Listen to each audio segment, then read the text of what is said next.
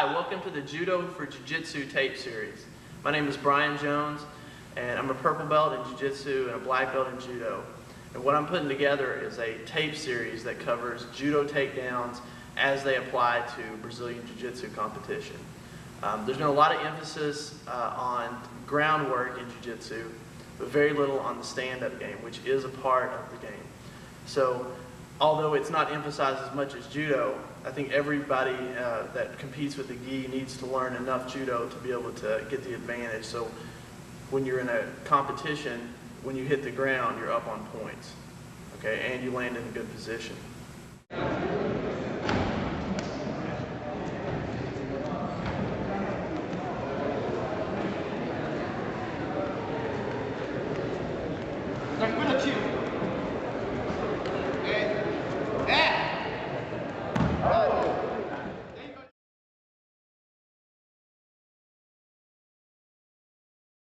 The first section of the tape covers the basics of break falls and landing properly. This is an often overlooked portion of takedown practice, but it's extremely essential for three different reasons. First of all, just the safety aspect. If you don't know how to land properly, there's a high chance of you getting hurt. Okay, so throws a lot of times are high impacts, and you need to have this as the foundation. Also, you need to be a good training partner for the person you're working out with. Okay, if you're afraid to take the fall, you're automatically going to stiffen up and defend so that they never get a chance to practice their throws properly. And the third reason is you need to have confidence in attacking. Okay, if I'm afraid of landing on the ground, I'm not going to come in full force when I come in for my takedowns. And if you don't come in without the commitment to land on the ground yourself, you're never going to be able to take your opponent down. Okay, the basic three falls are the front fall, the side fall, and the rear fall. And they're basically taught out of the same progression. Okay, so we're going to start low to the ground and gradually build up the amplitude of the fall as you get comfortable. Okay, so we're going to start out with the back fall first. So from a seated position, okay, you're going to start with your hands crossed and your chin tucked. Okay, so the key is we want our chin tucked to prevent our head from smacking the mat and causing a concussion or a knockout. And we want to exhale as the bulk of our body hits the ground so that we don't get the wind knocked out of us. We practice smacking the mat just to increase awareness of where our hands are, because you definitely don't want to fall underneath, and you want to resist the urge to plant your arm, which can cause damage to your shoulder or your elbow. So the first thing we're going to do is cross the hands, tuck the chin, okay, and we're going to roll back, smack the mat, just like that. Okay, it's important that your body roll up and not just fall flat, okay? Because remember, you're going to be using this out of a live situation where the opponent, after having thrown you, or maybe you've fallen down, you're going to bring your feet up to prevent them from just jumping into the mount. So now you're in a position to defend. So if there's a separation between you, you want your feet up. It helps dissipate some of the energy. So here, just like that. And this is the basic format that you would start with. Okay, once you've sort of mastered that and you've gotten the timing down, you're going to do it from a squatted position. Okay? Now typically I come up on my feet like this and start from the same position here, tuck the chin, and it's the same motion just from a little higher up. Going up. Okay, so basically the same thing. Now once you've gotten familiar with that, you're going to move to a standing position. Okay? And the first standing position fall is you're not jumping. Okay, we're starting from a standing position, and then we're going to lower our level, squat down, and roll back. And then later, if you want to add a little more impact, you can jump. So starting here, crossing the hands, tucking the chin, squat, and then come back up. Just like that. Okay, and finally, the last one, which doesn't need to be practiced a whole lot, but you can add a little impact to it, is where you start from standing, you kind of launch yourself backwards to jump. So you do this as the last series, the last part of the progression. Okay, so definitely don't start out with this. So you're here, crossing your arms, jump, and come back. So one more time. Here, squat, jump. Okay, this never will feel good, but you won't get hurt if you do it properly. Okay, the next fall that we're going to cover is the side fall. And this is really important because most of the time, when you get thrown by a judo throw or a takedown that's not like a double leg or wrestling style, you're going to land more on your side than you are on your back. Okay, so this one is a really important takedown or a break fall to master. So the mechanics are basically the same. Okay, the chin tuck, the slap, and the roll up, but you're just going to be more on your side. Okay, so we're going to go through a little bit faster than we did the last time. I'm going to show you the seated, the squatted, the standing, and the jumping variations of this. So you're going to start out with your foot posted, and this is usually, you know, this position is pretty common to jiu-jitsu for the stand-up anyway. So you're here, okay? What you're going to do is bring this hand or both hands up, however you want to do, and you're going to roll onto your shoulder. So if this foot's straight, I'm going to roll onto my right shoulder.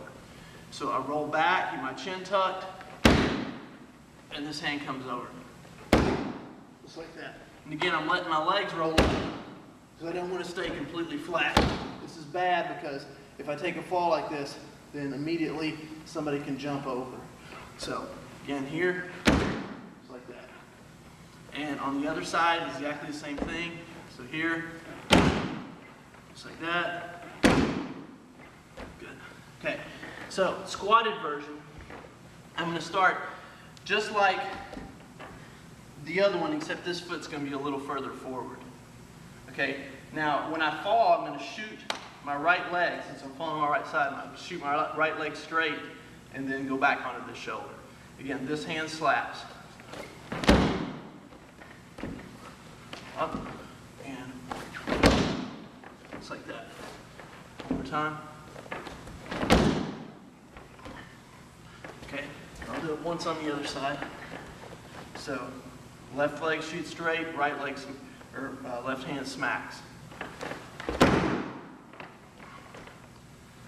Okay, now we're going to move into the standing position. Again, you don't have to jump for this first variation. You're going to straighten your leg, and then you're going to descend gradually. So I start out with my left leg forward. If I'm falling to my right side, I'm going to swing my leg up in front, just like that. Just like I was going to swing my hand and knock my leg up in front of my body, and then I'll fall on my right side.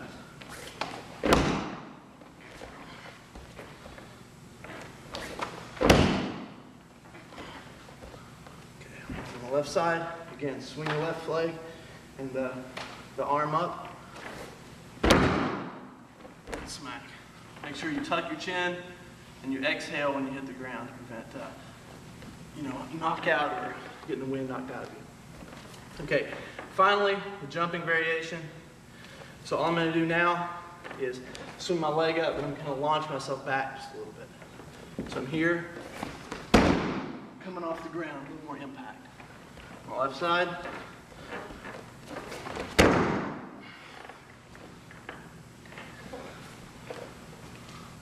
Okay, the next one is a front fall. So occasionally you're going to get taken down towards the front. Somebody's behind you, they might do an ankle pick and drive you forward, and you need to know how to handle that. A lot of times in judo, people will spin to their stomachs to prevent being scored on. So this fall is useful, but probably not as useful for a jiu-jitsu player as a judo player. However, it's a good idea to learn it just because, again, the more confidence you have with hitting the ground from a standing position, the more confidence you have in your attack, the better training partner you can be, and the safer that you're going to be able to train. So we're going to start this one from a squatted position. There really isn't a seated position for this. So I'm starting here, okay? And I'm going to bring my hands up. Now what I'm going to do is shoot my legs back and stay up on my toes. Okay, and then I'm going to put all the weight on the palms and the forearms. And I'm going to keep my head from off the ground. I like to turn my head to the side just because it's a little more stable than if I look straight down. So I'm here, I'm going to shoot my legs back and hold myself up. Okay? Occasionally it's going to happen that you're going to flatten your lower body out too. If that happens, it's not such a big deal. If your whole lower body goes flat, as long as you're taking the weight here. So it's almost like a sprawl at this point. Okay, what I don't want to do is to post my hands straight. So I'm going to shoot the legs back and out and take the fall here.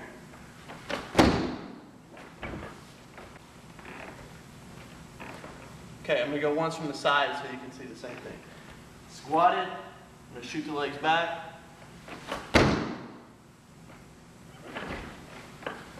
Okay, now from a standing position, it's pretty much the same thing. I squat down a little bit and shoot the legs behind me. So here.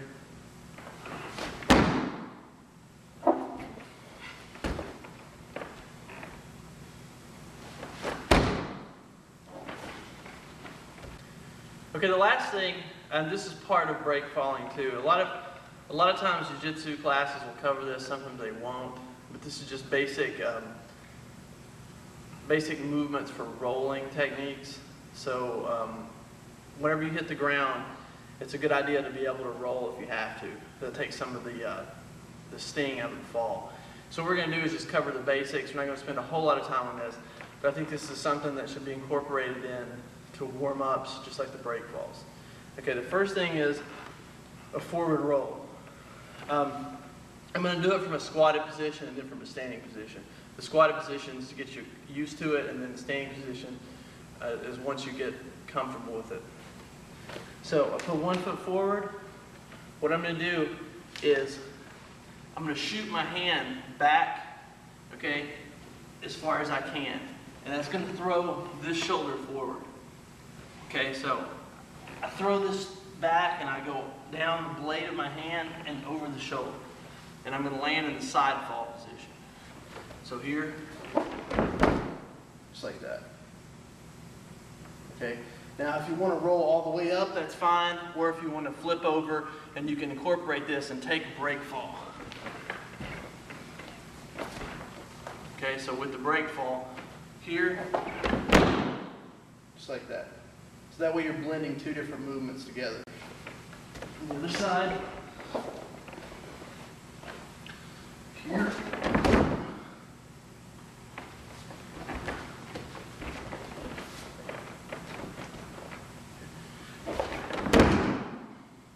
Just like that. Okay, from standing, it's basically the same. Okay, 1 foot comes forward, and then I'm going to go straight to the ground. All the way up. You're doing multiple reps, you just roll up to a standing position, like I'm going to do now, here, and you're ready to go again. You can switch sides, or you can do them all on the same side. Okay, the back roll, and this is the other basic one. A lot of times, this is shown, this is a good drill for a number of reasons, even for ground grappling, prevent getting stacked or escaping an arm bar, but it's also a good idea just to practice with the break falls. Okay, so here, what I'm going to do is I'm going to stretch my arms out. I'm going to roll back, okay, and I'm going to throw my feet to one side of my head. Okay, I'm not going straight over my neck. My feet are going to go to one side or the other. Okay, not like this. This is wrong. Straight over is wrong. I'm going to crunch your neck. So, I stretch the arm out, and I roll onto this shoulder. Palm turns over, and I come up.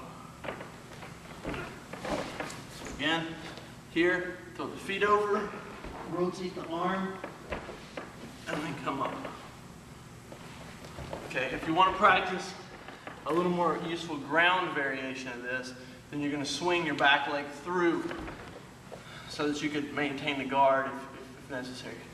So here, this leg right here swivels underneath into a seated position. So, the other side, I'm here, I roll over and come up. With the leg swivel, I'm here, I roll, swivel the leg under, and seated position. Okay, a lot of people are going to say, well, it takes a lot of time to train break falls. I don't have time. I want to work on the offensive and defensive techniques. But actually, it takes very little time to learn break falls, and they can be practiced at different points. They make a great warm-up activity. So instead of doing jumping jacks or something that has absolutely nothing to do with grappling or judo or jiu-jitsu, then you can incorporate these falling drills and rolls and things like that into your routine to get your heart rate up, plus you're practicing a skill. So it really doesn't add any training time. In your experience, what is the benefits of judo in Brazilian Jiu-Jitsu competition? Well, judo is primarily a gi takedown sport. A lot of people will try to train wrestling throws for judo, which they don't always translate very well because you have different handles and people are able to stop your shot. So I think judo is a much more effective takedown style for gi competition than wrestling. So I mean, a lot of Brazilian Jiu-Jitsu black belts in Brazil are also judo players, and they use that to their advantage.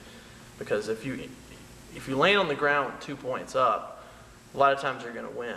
So you always want to get that advantage, and you want to use the throws. A lot of the throws are really high amplitude throws, so they hurt. When you put the guy down really hard, it gives you an advantage because he may have the wind knocked out of him.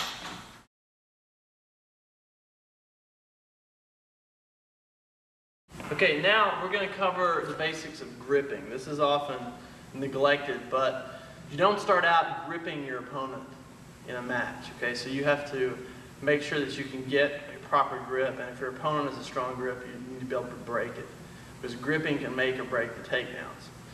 So just some general principles. Okay, if Jason and I are squaring off, and he's starting back a little bit, okay, we just started a match. Okay, we're not in contact with each other right now. Okay, this is the time when the wrestling type double leg shots are really going to be available to him and to me, because there's nothing to stop us from going in. Once we have a grip, then he has to drop under my grip, and it's really hard to get that loose if I've got a good grab on his gi. So right now is when I really need to worry about my legs, him attacking my legs. So I'm going to take a more wrestling style stance until we make contact. Okay? A lot of times you'll see in the judo thing, you're supposed to stand upright. You're supposed to keep as upright a posture as possible, which is fine, and you should once you make contact. However, from this distance, if I stand up like this, it's really easy for him to shoot a double leg. Okay, I've got no defense at this point. Okay, and if it was a judo tournament, I could probably spin to my stomach and not get scored on. But if it's a jiu-jitsu tournament, that's totally out of the question. Okay, so he would still get the takedown, plus he would probably be on my back for 4 points, which is not what I want. Okay, so I'm going to take a bent over wrestling position with my elbows in, all right, and my head up. That way I can sprawl if he decides to shoot. Okay, and we're not really going to cover the sprawl in this tape, but with the sprawl, if he shoots on me at this distance, okay, if I don't have my arms under, if I have my arms under, that's fine, okay? If I'm low and he gets under my arms, all right, I can still sprawl and get my hips out of the way. Okay, both of those are important. I can't do that, or it's going to be a lot harder to do that if I'm standing up really high like this. Okay, so that being said, when we make contact, our goal for a gripping situation is to try to grip him first. Okay? From here, neither one of us has any control of the other person's movement. Okay? If I have a grab on him now, I have more control than he does. Okay? So even though I only have one grip, I can start pulling him around, and all he can do is react to me until he either grabs me or gets this grip loose. Okay? So my first goal is to make sure I make contact first. And I want to get a grip that I can use. Okay? I don't really know any takedowns from here. Okay? So I'm not going to grab that. Okay? And if I do grab that, it's only going to be to pull him into another grip that I can use. Okay? So the thing is you want to be purposeful for your gripping. You can wear your grip out really easily just grabbing him. But if you don't have some sort of a takedown in mind, there's really no point in grabbing him there and just pulling him around the mat. Okay? So you want to learn your throws and then look back and find out what grips that you like to throw from. And at that point, you know what to grab. Okay, if all my throws come from this position, that's what I'm going to do. If I have to walk up, I grab him first here, then feed this in. Now I'm ready and set to throw. Okay? If I don't know any throws from a position, I'm not going to go into it. Okay. The next thing we want to do is to work on grip breaks. Okay, so our goal, we know, is to grab him first. Well, what if he grabs us first? What if, he makes first contact? So I'm out here, and he reaches in and grabs my gi. Okay? I'm going to assume he knows something from this position. Okay? I'm going to assume that he's gripping me for a purpose. And if that's the case, I definitely don't want to sit and wait around for him to improve this grip and then take me down. So what I want to do is to try to get this loose. Unless I want this here for some reason, unless I have a throw which involves him gripping, I'm going to try to get this grip loose. Okay? So the first one we're going to work on is sort of a mid-lapel grip. I mean, a lot of people are going to grab you here. This is real common. It's a perfect handle. Okay? And I'm going to work on getting this free. If he grabs the same side like this, okay, I'm going to re-grab my own gi right under his hand. And then I'm going to grab his sleeve. Okay? So re-grab here, and then grab the sleeve over top. Now from this position, I'm going to move two ways at once. I'm going to push this towards the open part of his hand, okay, like that, as I push his hand and wrist away explosively. So I get my grip from this point, and then I'm going to pop this way and this way. Okay, and I'm going to maintain a grip on his sleeve because now I have the advantage. I'm gripping him. I can start moving him around the mat with it, or improve my grip. So he grabs me, I re-grab, and pop this loose. Okay, and then I like to go to the outside, but it doesn't matter what you do as long as it fits with your game from here. But you do want to maintain control of the sleeve. Okay, one more time. He grabs, I pop the grip loose, and I like to improve both hands. Keep a tight hold of this, because if you pop the grip loose and leave him here, he can shoot on you or, just re-grip you, and now you've lost the advantage. Okay, the next break that I want to cover is the cross grab, okay? If the guy grabs you here, the principles are really similar, okay? What I'm trying to do is to move two directions at once so he can't hold on. Again, I'm going to grab under his hand, and I'm going to grab his sleeve. Okay, this time, since it's a cross grip, I'm going to have to twist my body and pull the gi away this way against the fingers. And the other hand is going to push out in this direction. So here to pull the hand. And again, okay, I reinforce the grip so that we're going to work on a couple of takedowns from that position actually later.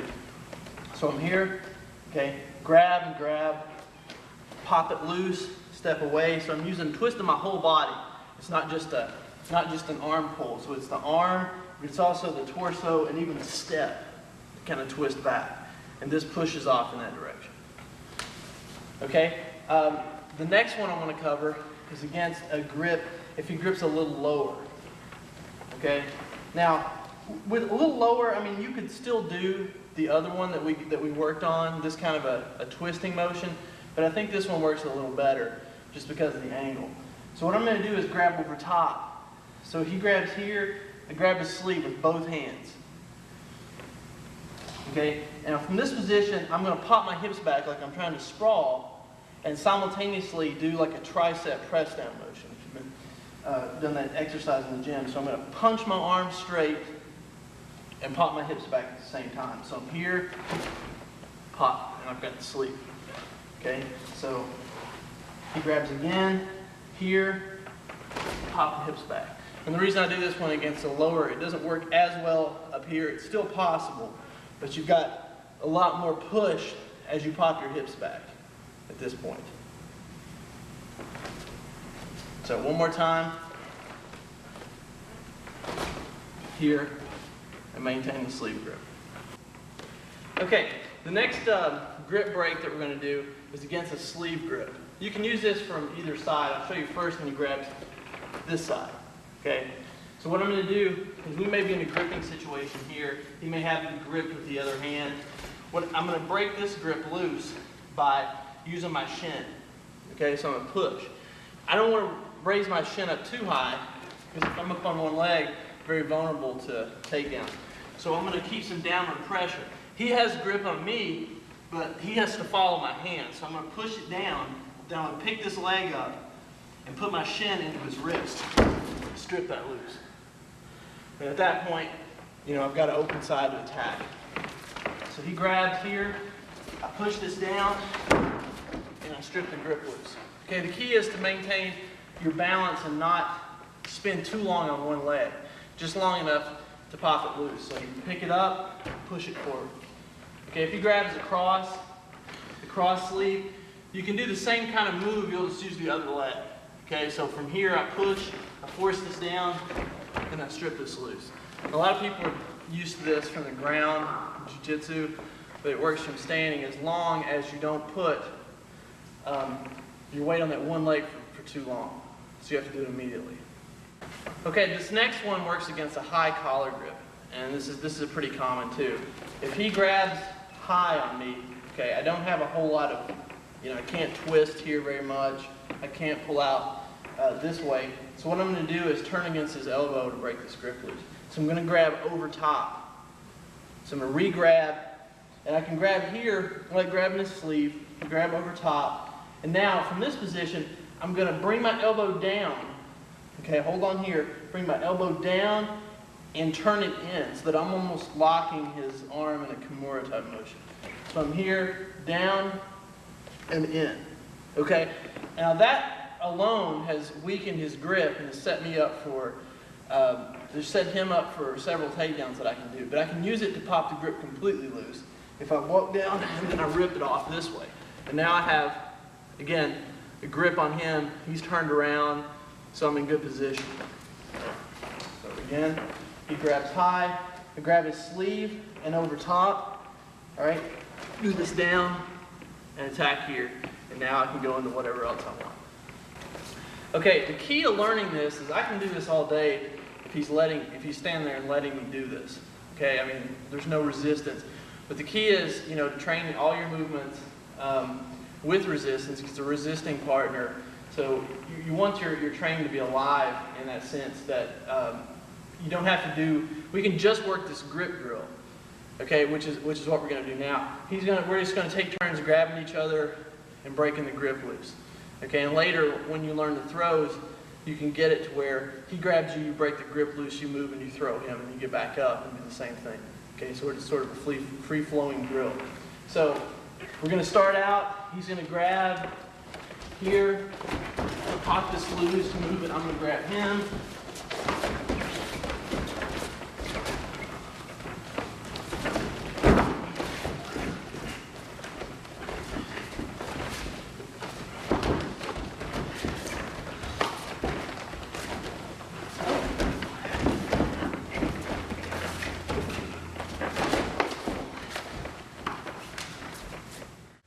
In your experience, what is the benefits of judo in Brazilian Jiu-Jitsu competition? Judo deals primarily with gi takedowns. Okay, wrestling deals with no gi takedowns. And I think a lot of times judo translates a lot better than wrestling just because of the, you have different handles, you have different ways to stop the shot. And a lot of people try to translate wrestling directly into judo or jiu-jitsu competition, and it doesn't work out as well, which is why the favorite takedown of Brazilian jiu-jitsu seems to be pulling the guard. People lean into each other, move around, forming an arch for a while until somebody gets tired and jumps to the guard. Okay? If you can get the takedown every time, you're up 2 points when you hit the ground, and a lot of times that is enough to win. So I really think judo and jiu-jitsu seem to be kind of the same sport, a little bit different rules, taking judo off in the takedown direction and jiu-jitsu off in the ground fighting direction. So there's sort of two sides of the same coin, and definitely complement each other.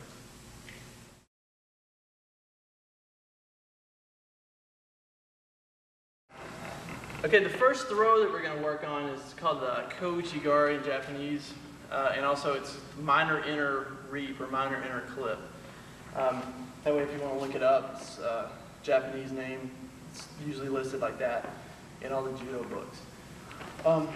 Now this, basically what we're trying to do here is from this position, if he has sort of a wide stance, and I like this one if his leg, the leg that I'm going to attack is forward, so bring this like this.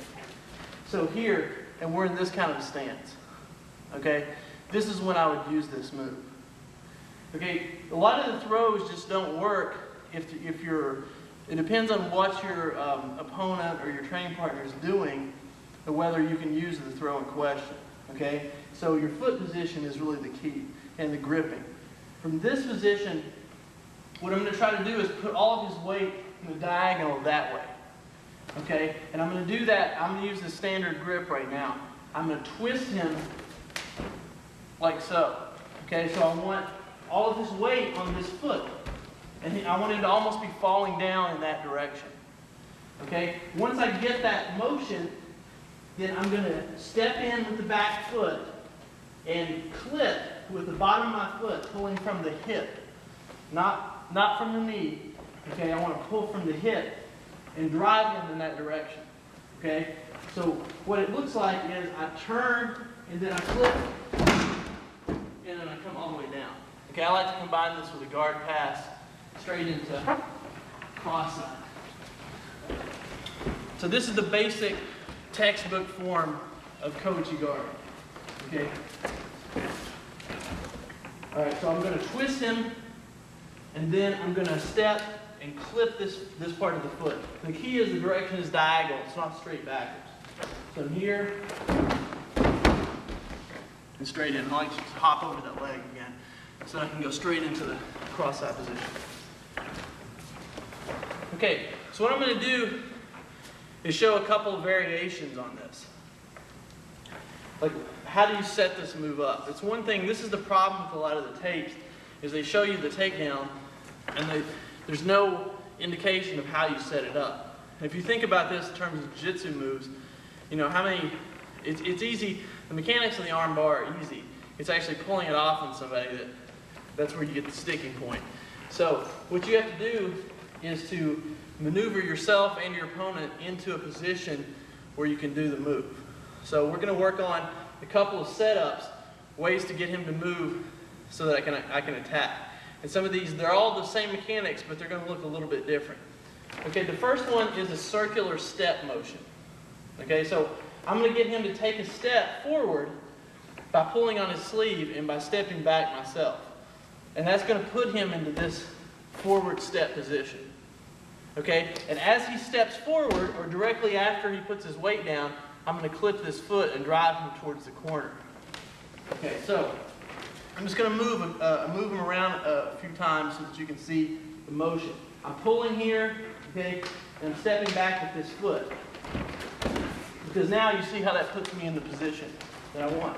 Circle step, okay, circle step, circle step. My foot's really close to his foot, okay, and I can catch his foot and drive him off into the corner. Okay, so let's do this. And again, I'm going to either catch him on the step or right after. Okay, so I'm going to step here, okay, step, and take him down. Again, step, step. If you catch him before he puts his foot down, it's a lot easier than if you have to hack it out from under him. So the timing is really important. Ideally, you want to attack with your foot. As you step back, as soon as you plant your weight on your foot, and as soon as you see him start his step, you want to start your sweep. If you wait till you see him stepping and try to catch it when you land, he'll always be too late. So I step, immediately go into the sweep. Okay, so step, and go into the sweep. So you want to attack when he starts his step, rather than when he finishes it, because it takes your leg a little while to get there. Now, the next setup for Coach Igari is I'm going to pull him in to get his weight moving forward, and then when he balks and prevents me from pulling him forward anymore, then I'm going to attack backwards. Okay, this is the setup. Basically, you know, in any of these throws, you can do three things. You can wait for your opponent to move, okay, which takes impeccable timing, because you don't know when he's going to move. So sometimes that'll happen. He'll step right into your throw as you're attempting it, but it's not good to rely on it. You can also, if you're a little stronger, pull him into the throw. Okay, he can be driving in. If I'm strong enough, I can just go ahead and throw him that way, even though he's not already moving in that direction. Again, that's really hard to do.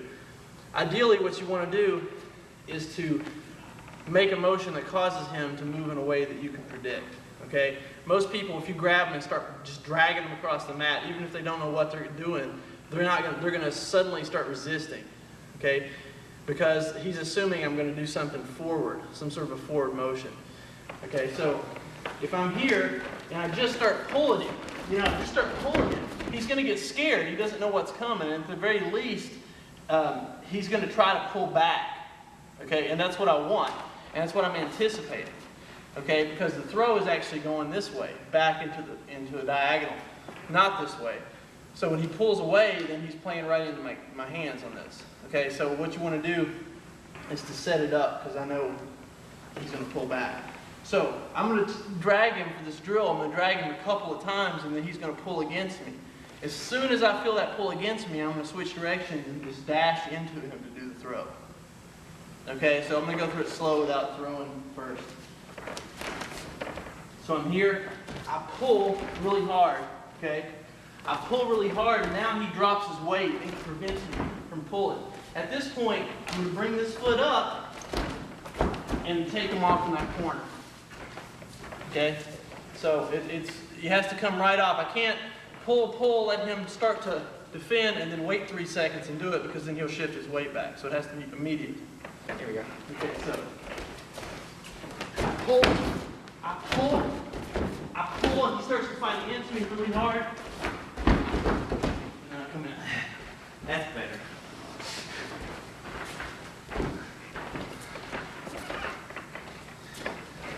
One more time. Pulling, and then I come in. Okay, the next setup for Coach Igari is from an over-the-back grip. Okay, and I like this grip a lot because people in jiu-jitsu tend to bend over. And what you can use is, you can use this grip because it's easy to get. A lot of times in judo, you really have to work to get over the guy's shoulder. Jiu-jitsu, it's not so hard because everybody seems to fight from here. Okay, so I'm just going to go through getting this grip. Okay, we come in. If he's not completely bent over, a lot of times he'll be like this. All I have to do is reach over and I'll grab his belt. Okay, that's pretty easy to do. But if he's not bent over, I just take the lapel, tug down really quick, and then reach over. Now, I'm sort of perpendicular to him at this point. Okay, he feels like he's got a takedown attempt right away. There's a couple of different counter moves we're going to do from this position, because as long as you have a hold of this sleeve, you're pretty safe. So, from here, a lot of guys are going to try to lift you up, okay, and either take you back, take you over the top, or however. But you can prevent this if, okay, there's some distance right between us now. And when he comes in, he's going to come in and start to bump me up, okay? And that's the point when I want to throw. I can't wait too long on this. My foot is really close to his foot, so when he comes in to try to lift, I go straight for the takedown and clip the foot. Okay, this is right when he's making his foot light by coming up on his toe to try to lift me up. And then again, I just kind of hop over the leg, and I end up in a scarf hold position. Let's do it one more time from here, and then I'll show another angle. So I get in this position, okay, he comes in to lift, and I take down. Okay, let's try it once from this way. So here he comes into lift. And take.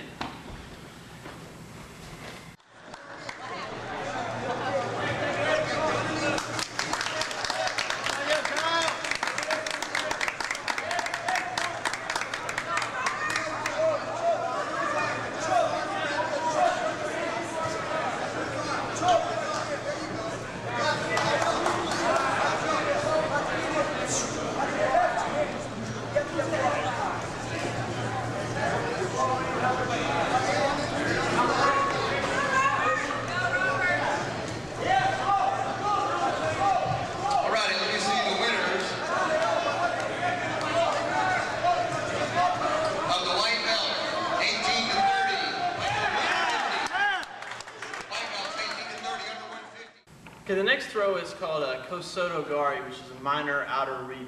It's pretty similar to this throw. It goes in the same direction. Again, it's just your bodies are different, positioned differently relative to each other, so you have to use a different leg to clip the foot. So I'm going to go with one of the grip breaks that we did before because I like this one off of a sleeve grip and the back grip. So if I can get, if he grabs me here, okay, and I pop the grip loose using this grip. Now, what I like to do is go behind and grab the belt. Okay, so from the back, the position is here. I have my shoulder in the back of his shoulder so I can use it to pressure him forward. Okay, so this isn't a standard version of the takedown. This isn't like the textbook version of kosoto gari, but I think this one works a lot better as far as the jiu-jitsu tournaments go. So again, get the grip, go to the back. Now what I want to do is to clip this foot forward, but I'm taking him backwards. Okay, and the way I'm going to accomplish this, again, is I'm going to move him and make him resist me. So I'm going to push forward with my shoulder to try to work him forward. Most of the time he's not going to want this to happen. Okay, so as I feel his pressure moving backwards, I'm going to switch my grip and kind of push down on the belt and then rotate my body into him, clip this leg. So I push forward, okay, and then I go backwards. So here I get the grip, pop it loose, move in, drive him forward until I feel him resist, then I clip and turn. And cover. Okay, I want to take my hand out of the belt before he lands on it so that I don't get it pinned under me. Okay, one more time for a different angle. Side. I pop the grip loose, turn, okay, I drive him in, and then flip, and turn into him. Again, I'm pulling from the hip. Okay, this kind of a motion as opposed to a bent knee motion. You don't have a lot of power that way. And you either want to hit the foot here, this is the contact surface, or you want to rotate it up and catch with the bottom of your foot. Either one will work. The bottom of the foot hurts you less because sometimes you can drive your ankle into his ankle and it's a little painful. Okay, this next one is called an osoto gari. It's a major outer reap. It's a really common throw and most people will probably have seen some sort of demonstration form of it. We're going to work on, I'll show you the mechanics and then we'll work on two ways to set it up. Because setting this, again, this is one of those things where the setup is the key. Most people can do the throw against a non-resisting opponent. But getting somebody on the mat who's trying to defend is a different story. Okay, with osoto gari, again, it's going to the rear. Okay, so off at a 45-degree angle to the rear. From this grip, okay, I'm going to use the same off-balancing technique of driving his sleeve down and his head this way, kind of a steering wheel motion. His shoulder drops, it loads this foot. Okay? After I do this, I'm going to drop my level and step with this back foot towards that foot. Okay? And I'm going to bring this leg through like so. Okay. And what's going to happen is this foot is going to be completely loaded with weight, and then my right leg is going to take it out from under it. Okay. This throw, it hurts really bad for the person taking the fall. Okay, that's good in a tournament, bad in training. So what you want to do is work on not crushing your opponent. Okay, in judo, typically the demonstration forms of the throw, you remain standing and you can give an upward tug on the sleeve arm to cushion the fall. Okay, and in a tournament situation, you just drop your shoulder, you know, and try to stun your opponent so you get some extra free time on the ground to get whatever position that you want.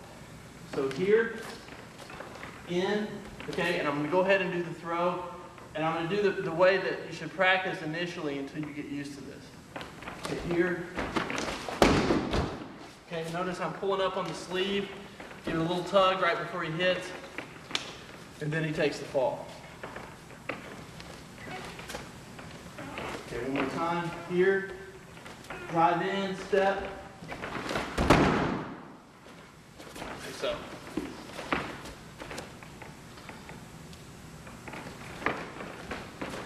Okay, once from this angle. Okay, I'm attacking this leg. Here, step through.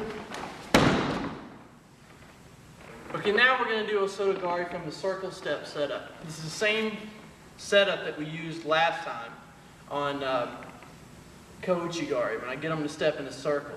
So I'm pulling, remember, here I've got this grip, okay, but I can use this grip too. You know, anything I can do to make him step forward with that foot. So I'm pulling the sleeve right here, okay, and step and pull. And 99% of the time he's going to step forward. Occasionally you're going to get somebody who doesn't, but you know, that's always going to happen. So you step forward with this foot, and this sets you up at an angle now. So as he comes forward, I twist the body this way and step through to read the leg. Okay, so let's do this. Pull in and come all the way through.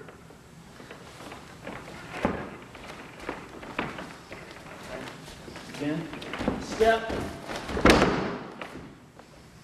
and come in. Okay, this next setup is similar to the one we did. We're pulling him in to get a backward energy, and then once he gives us that, then we're going to come in and attack. What I like to do, a lot of times people are going to take this really defensive posture.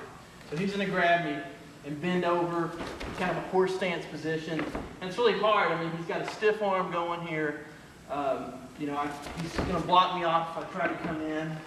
Okay, there's a couple of principles here. I can't go straight into it, right? But I can go at an angle, at a 45-degree angle, and come in, okay? Again, I can't go straight in, but I can open him up and go at a 45-degree angle by pulling the sleeve out just a little bit and twisting my body. Okay, so what we're going to do is kind of use that. We're going to combine it with pulling in and something that's kind of like shaking a rug out. Okay, I'm going to use my whole body to pull. I'm not just pulling with my arms. Okay, as I pull in, I'm going to be driving off. Okay, driving, lifting, pulling like this. If you've done anything like a power clean or whatever, your legs drive and at the top your arms pull. Okay, so this kind of thing. I'm going to hit him with a couple of those because he's going to be off balance at that point. And when I feel any kind of a backward pressure, I'm going to go straight in. This also has the effect of breaking down the stiff arms a little bit.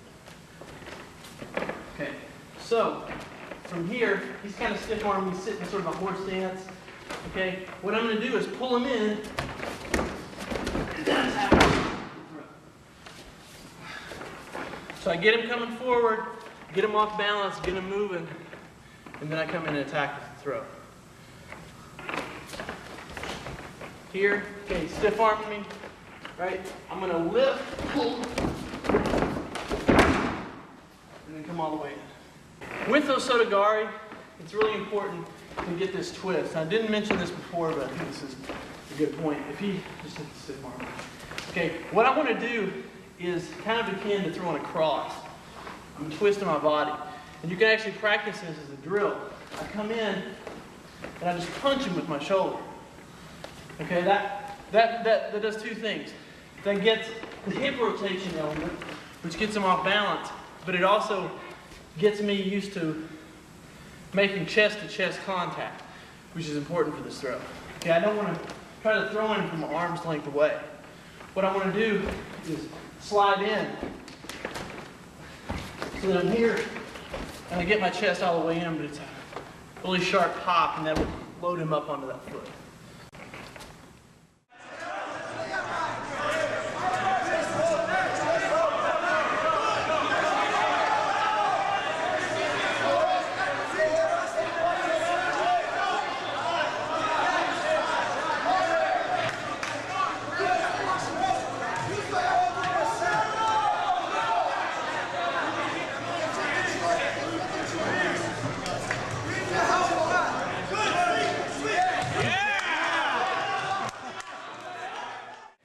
Now we're going to work on a takedown. It's an ankle pick takedown. It's called kabisu geoshi in Japanese. It's basically, it's similar to a wrestling ankle pick. There's a couple of different versions of it. We're going to do both of them off of this double sleeve grip. Okay, so I'm here. Okay, I'm going to pull this back, and then I'm going to get a hold of his sleeve. Now the key with this sleeve grip, either way, we're going to have to switch to this grip with the outside arm on top. I want to keep it downward. If I just hold like this, he's going to turn back into me, and it's not going to be doing anything. He's going to get his arm loose. So what I want to do is lean on this sleeve, okay? And I want to push down and in towards me. This way, he's sort of pinned to the ground now. He's got to carry my weight, and he can't move as effectively. Also, he's going to feel that downward pull, so he's naturally going to want to pull back up and sort of right himself. And that's what's going to play into our takedowns. Okay, so from this position here, the first one we're going to work is if this leg is forward, okay, which it will be a whole lot of times. Most people will bring this leg forward to keep it underneath their arm because they have more balance that way. Okay, so what I'm going to do from this position is as soon as I feel him sort of pulling up, I'm going to switch down and grab his ankle with this hand. It's important to do with the outside hand. So I grab the ankle, keep a hold of the sleeve, and as he pulls up, I'm going to lift and rotate him towards my left rear corner. Okay? So I'm moving him in a circular motion. So I pop the grip loose here. I feel him pulling up. And then I like to go with the knee straight with the knee in. You can attack with the arm bar, or you can just go knee on chest. So one more time. Okay, pop this loose, pull him down. Okay, grabbing, and I'm going to lift and turn to get the takedown. Let me show that one time from the other angle. So here, pulling the sleeve down, dropping into it. I'm going to grab the ankle and turn as he rotates. I'm going to start with the grip again. Here, I'm going to pop this down, and in case this foot is forward rather than this foot, okay, so whether he steps forward with this foot or if I try to grab this one and he steps back, then we're going to attack the far side ankle. So I'm going to drive the sleeve arm down towards his foot, drop down to my rear knee, take the outside hand, and clip, and come across. Okay, let's do that again. So here, I pop the grip loose, I kind of pull him in, he stops with that foot, and then I come across. Okay, one more time, the other angle, the other side. Okay, pop the grip loose, pull in, this foot's forward, drive the sleeve arm down, and attack. Okay, now I'm going to show a forward throw. Most of the throws that we've been working on so far are to the rear, where you throw them back at a 45-degree angle. A lot of the forward throws, the reason I don't show them is because I've adapted this judo to Brazilian Jiu-Jitsu. And you don't want to turn your back on your opponent if you can keep from it. A lot of the throws that you do in judo, when you hit the ground, if you pull the throw off, it's fine because you win immediately. But in Jiu-Jitsu, you want to make sure that you can get in a good position, because there's no point in throwing someone if they're going to end up on your back, or if the throw is dangerous enough that if you mess it up, then you get back mounted. It's just not worth the, point-wise, it's not a good trade-off. So what we're going to do is work on sort of a low risk forward throw called için. And so it's an inner thigh lift, inner thigh reap. So what I'm doing is I'm turning, lifting one side, and then throwing him over. So kind of go through the mechanics of it right here. Okay, you can take whatever grip you want. I prefer kind of a high grip. It gives me a little more control, but you can also grip here. You can grip on this side, just however you practice it, as long as you take their body in the right direction. Usually, you're going to use this if he's kind of squatted down, which again I said is a pretty common defensive posture, and you'll see this a lot in jiu-jitsu tournaments, almost sitting into kind of a horse stance. Okay, so what I'm going to do is I'm going to attack this leg with this leg. So I'm going to step behind my foot really far, okay? And then I'm going to turn all the way around like so, okay? After I do that, this foot is going to come up into the air, kicking that leg up, and I'm going to pull really hard here and try to rotate his body. So without actually throwing, I'm going to get him set up for it. I'm going to step here. Okay, one more time with that. Step and pull it. Okay, so I'll go ahead and do the throw now. Step back. Let me come all the way down.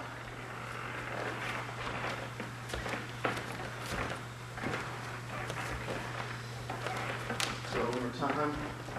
Pull, lift, and throw them over. Okay, this one works best if they're pushing into you. It's a little hard to set it up if they're going backwards. So if he's walking towards me, it's fairly easy to do. All I have to do is turn and throw, which is the way we're going to drill it. So he starts to step towards me, and I'm going to let him take a couple of steps, and then I'm just going to turn and throw.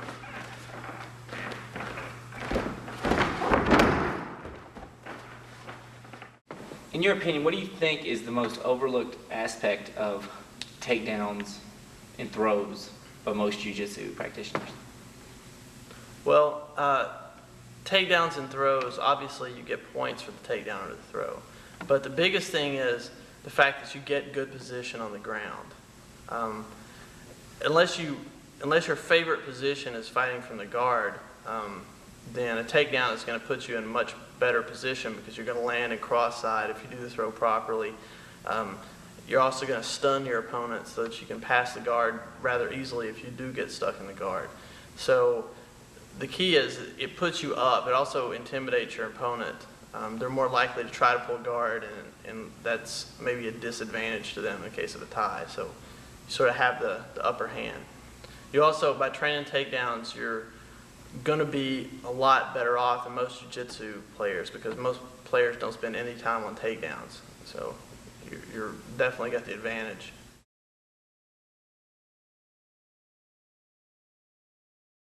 One position that I find really advantageous for throwing people, positions you can get into because of, we've already talked about the over the back grip. A lot of times when guys bend over, it's really easy to get a hold of their belt, and this is a really tight grip. As long as you have a hold of their sleeve, you're fairly safe from the shot. So if we're here and he's bent over, I'm going to take a grip here, okay? But I also have a grip on the sleeve. This is really important because if this comes loose, there's nothing to stop him from taking me down with a single leg or double leg or lifting me. Okay, so this sleeve grip is really important. The higher up on the elbow you can get, the better. Okay, so when I take this grip, I want to try to grab here, at least at the elbow, pop him down, and then grab with my shoulder on this side of the head. A lot of judo throws are shown like this, which is a good grip for judo, but it doesn't put you in a very good position on the ground because the guy's almost around to take your back. So this shoulder kind of helps keep them on this side of your body.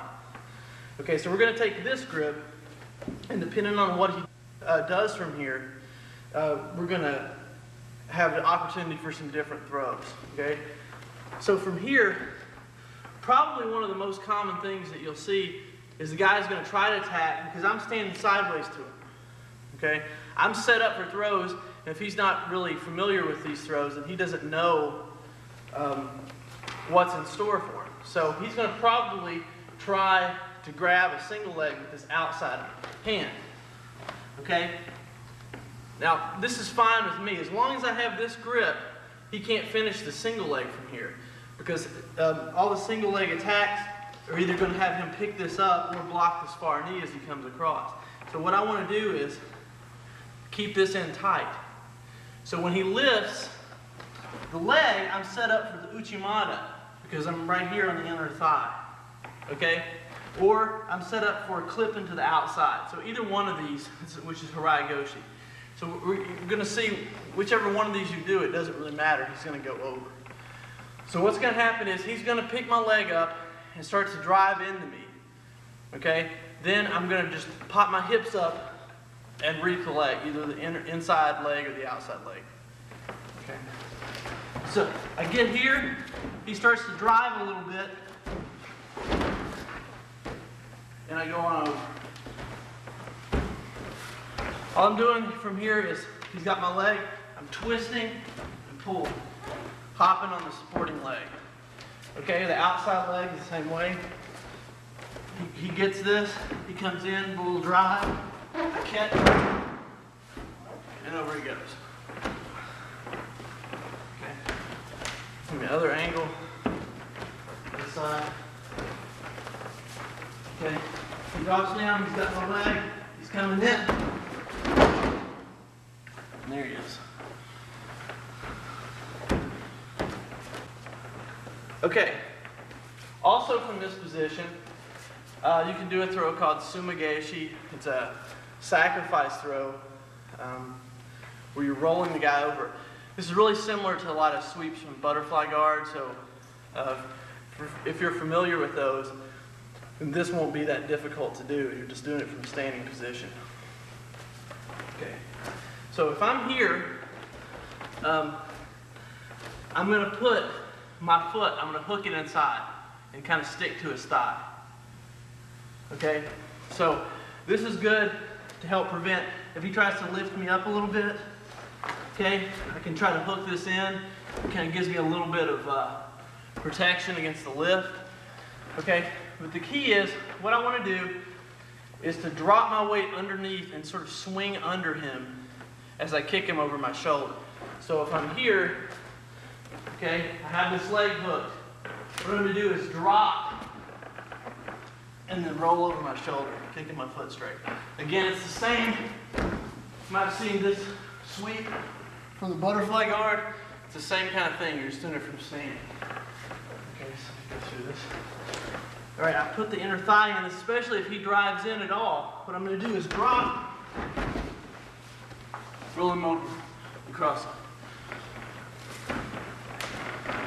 And here, I put the leg up, the leg under, and then come over.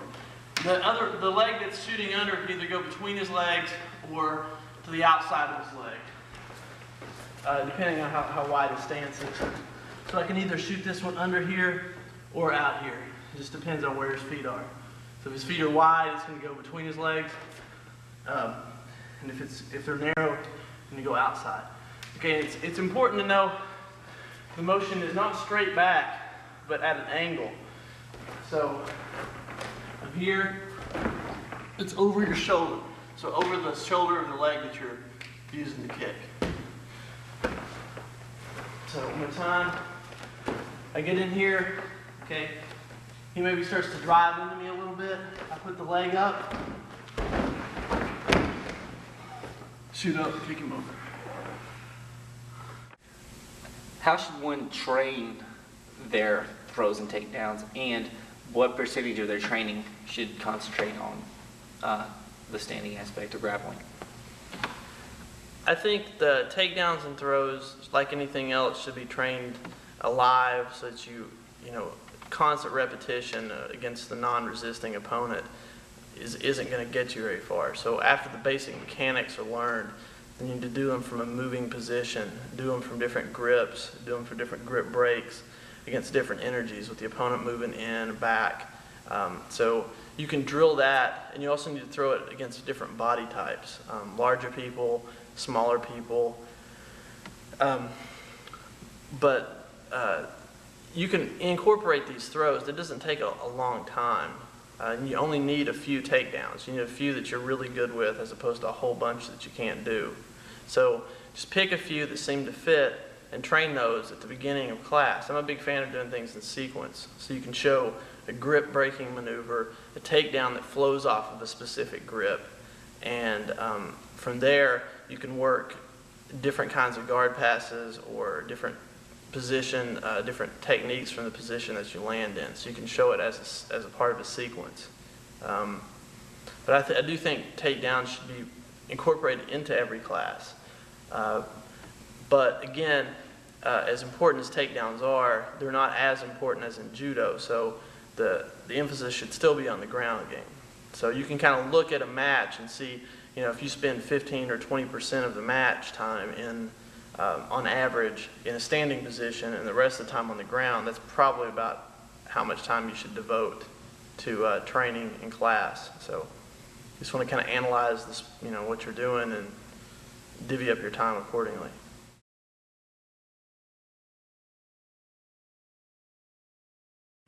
Okay, this last section of the video, we're going to cover a drill that I came up with to kind of help. If you're trying to get the takedown and another person knows that you have some takedown skills, a lot of times they'll try to pull the guard. It's real common. So they're just going to jump into the guard or try to pull you into the guard. So what this next drill is a pressure drill to kind of help keep you from getting stuck in the guard every time if the person knows you have some takedown skills.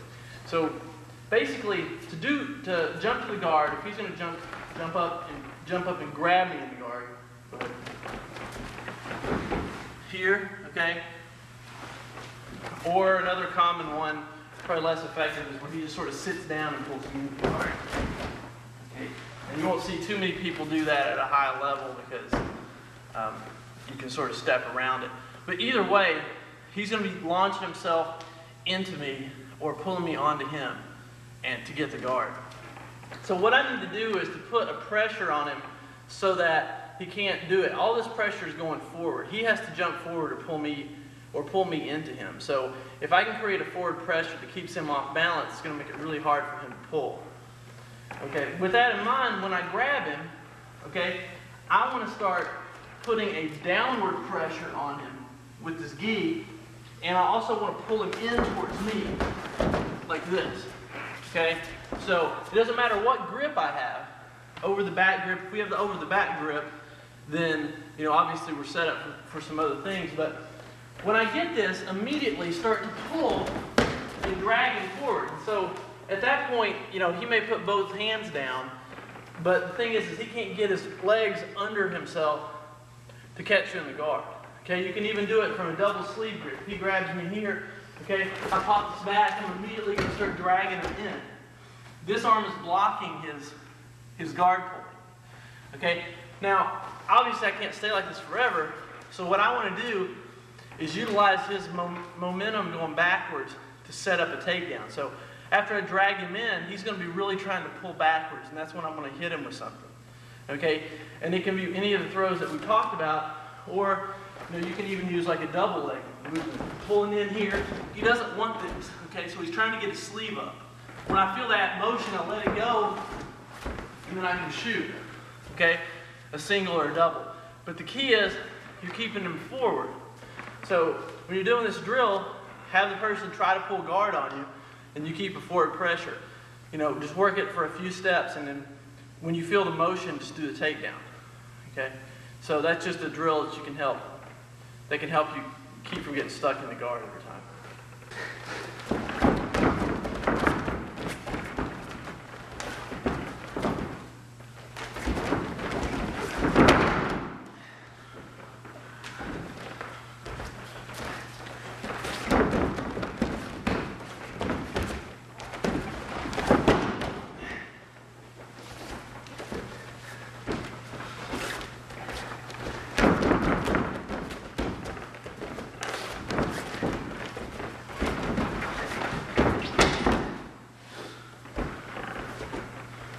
Well, that wraps up the tape on judo takedowns for Brazilian Jiu-Jitsu.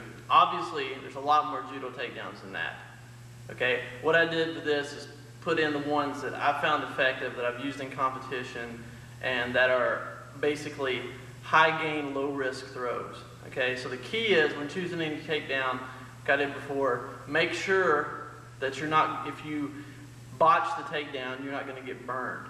Okay, you don't want to try a 2-point takedown, mess it up, and give up your back for 4 points. It's just not worth it. So make sure that everything, try not to turn your back as much as possible. When you land, try to land in a good position. That's what all these throws are designed to do, is put you in good position. And you also want to make sure that you train these regularly and safely, so they become part of your game.